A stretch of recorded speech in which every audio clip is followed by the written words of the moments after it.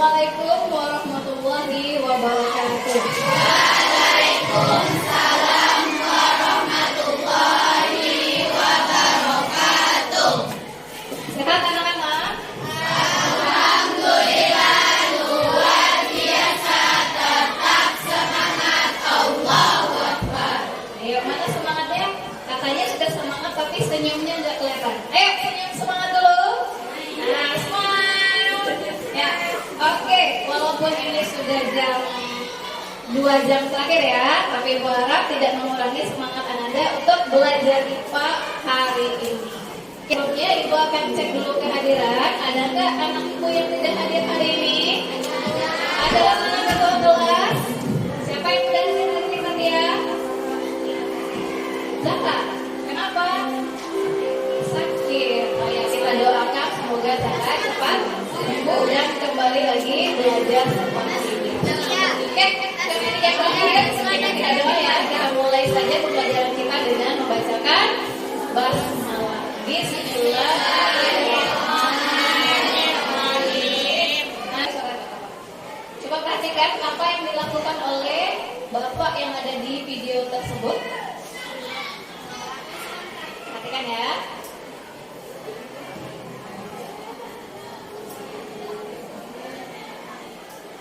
Nah, apa yang dilakukan oleh si Bapak? Siapa yang tahu? Angkat tangan. Siapa yang tahu? Apa yang dilakukan oleh Bapak yang ada di dalam video tadi dan apa hubungannya dengan materi kita yang lalu? Siapa bisa? Ya, coba. Berhubungan dengan listrik statis. Nah, kira-kira hubungannya apa? Siapa yang bisa jelaskan? Tadi yang dilakukannya apa? Melap. Dengan apa dia melap? Melap atau menggosok ya? Ada dua benda tadi. Benda pertama plastik. Benda kedua ada boneka atau ya boneka ya yang terbuat dari plastik juga. Yang dilakukan oleh si Bapak apa? Menggosok. Yang mana yang digosok? Keduanya digosok. Plastik cup juga digosok, kemudian bonekanya juga digosok. Nah, kira-kira apa yang terjadi setelah digosok? Ayo, angkat tangan. Siapa yang tahu?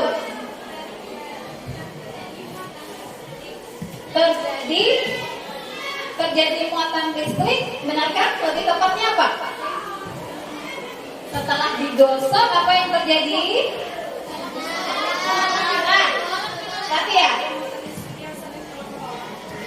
ada muatan listrik yang saling tolak menolak. Berarti muatannya kalau tolak menolak apa muatannya? Berbeda jenis. Kira-kira bahan tadi yang kita lihat bahannya apa ya?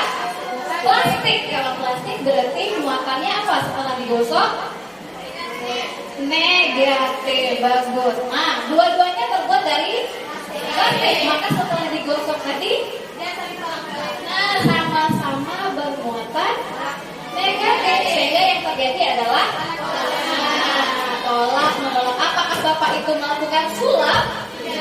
Tidak, kelihatannya seperti sulap ya. Tapi kalau kita mengetahui, kita tahu bahwa itu adalah gejala listrik statis. Itu tujuan pembelajaran kita yang pertama. Setelah kita melakukan studi literasi, diskusi kelompok, peserta didik dapat menjelaskan faktor-faktor yang mempengaruhi besar gaya kolom dua muatan dengan benar. Kemudian yang kedua, setelah melakukan studi literasi dan diskusi kelompok, peserta didik dapat menghitung besarnya gaya kolom dua muatan listrik dengan benar. Kemudian yang ketiga, setelah melakukan studi literasi dan diskusi kelompok, peserta didik dapat menganalisis interaksi dua benda bermuatan karena pengaruh jarak dengan benar. Oke, ada berapa tujuan kita hari ini? 3. Nah, nanti kita lihat apakah 3 tujuan ini tercapai di akhir pembelajaran. Insya Allah. Bagus, semangatnya bagus. Jadi ketika kita belajar, coba ingat-ingat tujuan kita hari ini dan itu yang akan kita capai nanti di akhir pembelajaran. Oke? Langkah-langkah pembelajaran kita hari ini adalah yang pertama, Ibu sudah bagi tadi dalam beberapa kelompok. Ada berapa kelompok kita hari ini? Ada 7 kelompok.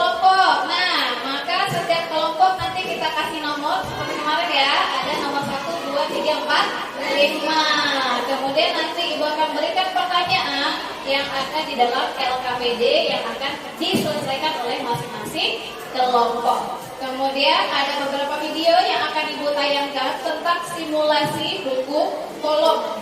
Dan setelah tayangan silakan Anda berdiskusi kembali, kemudian membuat kesimpulan, baru kita adakan sedikit kuis ya, permainan, dan Ibu akan memanggilkan nomor-nomor dari nomor kepalanya dan akan menjawab pertanyaan yang Ibu berikan. Sudah paham ya maksudnya? Oke. Ibu akan bagikan dulu LKPD yang akan didiskusikan nanti.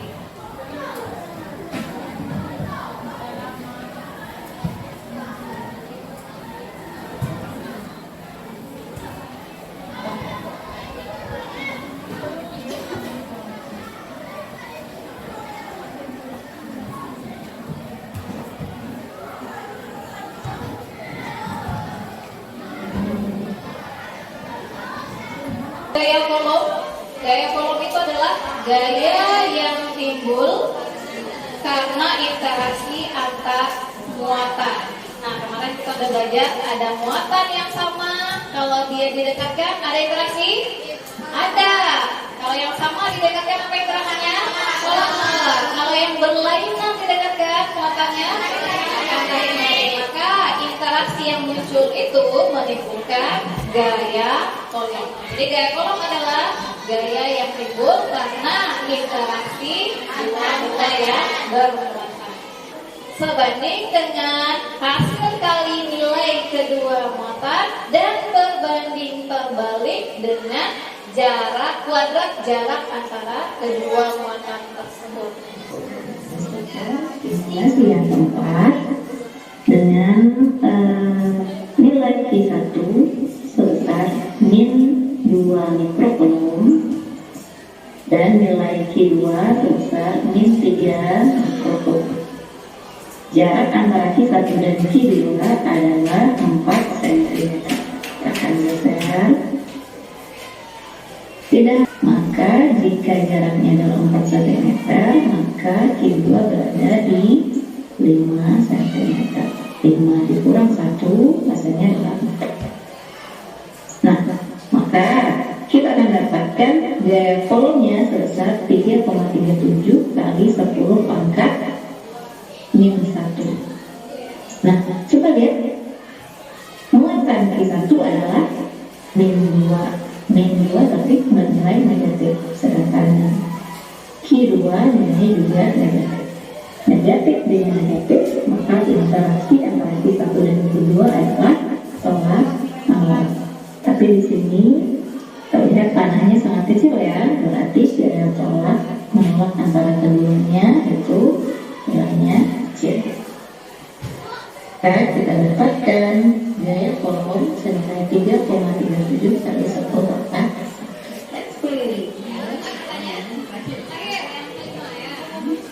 Koma 74 kali 10 pangkat 1 Newton.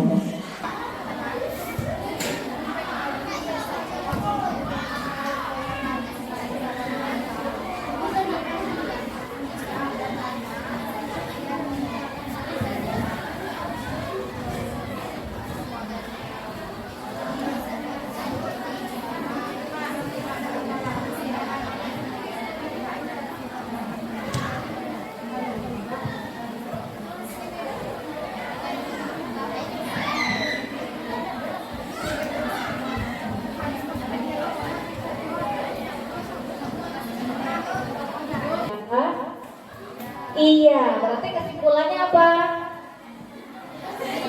Mempengaruhi atau tidak? Nah, silakan ditulis. Ya. Nomor berapa? Nomor 2 ya, apa? Silakan.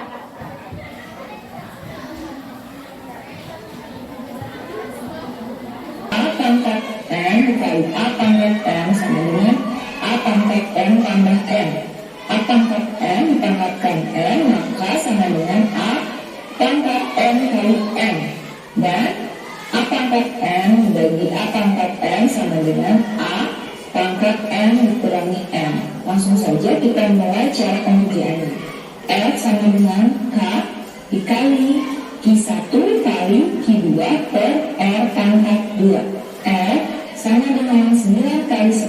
pangkat 9 dikali 3 kali 10 pangkat negatif 6 dikali 2 kali 10 pangkat negatif 6 per 1 kali 10 pangkat negatif 1 dikuadratkan negatif 6. Kita panggil kepala bernomor 3. Silakan ke depan.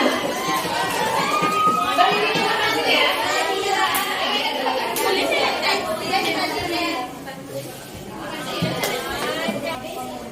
Oke, pertanyaannya adalah bagaimana interaksi muatan Q1 dan Q2 dengan adanya perubahan besar muatan. Tadi ada tabel yang kita ubah besar muatannya ya. Apakah besar muatan mempengaruhi besar gaya tolak menolak atau gaya tarik menarik kedua muatan tersebut? Muatan Q1 dan Q2 dengan adanya perubahan besar muatan tidak berubah. Apakah besar muatan mempengaruhi besar gaya tolak menolak atau gaya tarik menarik kedua muatan? Ya, karena jika besar muatannya diubah dengan jarak yang sama, maka besar gayanya akan berubah. Bagus, jawaban terakhir benar ya. Jadi besar muatan apakah mempengaruhi gaya kolom? Gaya kolom itu yang mana? Gaya tolak menolak atau gaya tarik menarik disebut dengan gaya kolom. Apakah ada pengaruh besar muatan terhadap gaya kolom? Ada. Kalau muatannya diubah maka gayanya juga berubah. Oke, paham ya? Jadi yang benar 1, 2, 3, 4. Kelompok berapa itu? Kelompok C.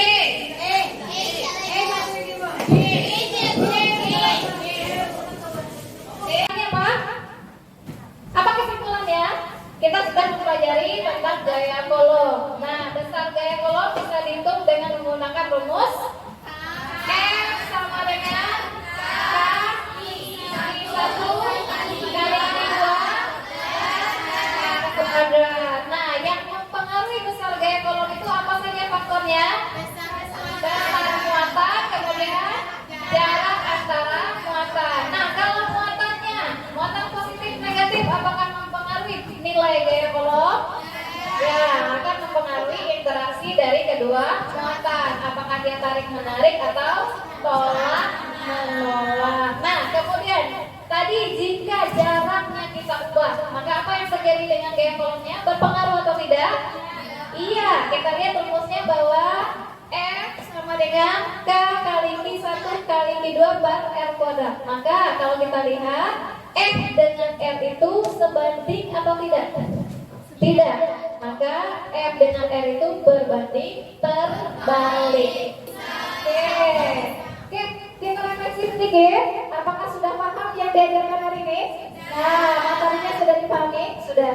Sikap positif apa yang didapatkan hari ini? Nah, tidak mengerti kita harus bertanya kepada temannya sampai kita paham. Karena hari ini kita mengadakannya dalam bentuk diskusi. Jadi kenapa perlu diskusi? Agar kita bisa saling mengerti satu sama lain. Oke, selamat kelompok D.